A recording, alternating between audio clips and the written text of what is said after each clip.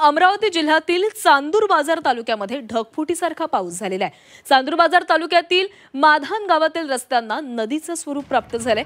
अनेक घरांमध्ये पावसाचं पाणी शिरलेलं आहे, त्यामुळे नागरिकांचं मोठं नुकसान झालंय। गावातील अनेक नागरिक आपला जीव वाचवण्यासाठी घराच्या छतांवर जाऊन बसलेले आहेत। पावसामुळे एक घर जमीनदोस्त देखील झालेलं आहे। सुदैवानं यामध्ये कुठल्याही प्रकारची जीवितहानी झालेली नाहीये। गावात सर्वदूर पाऊस झाल्यानं पिकांचंही मोठ्या प्रमाणामध्ये नुकसान झालंय।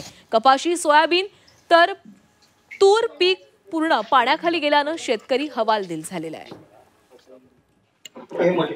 तर अमरावतीमध्ये मुसळधार पाऊस बरसतो, अनेक घरांमध्ये पाणी शिरलेलं आहे, तर शेती पिकांनाही याचा मोठा फटका बसलेला आहे। अनेक पीक हे पाण्याखाली गेलेले आहेत, त्यामुळे शेतकऱ्यांच्या अडचणींमध्ये वाढ होण्याची शक्यता आहे। अनेक घरांमध्ये पाणी शिरले, त्यामुळे संसार उपयोगी वस्तूंचंही नुकसान झालेलं आहे।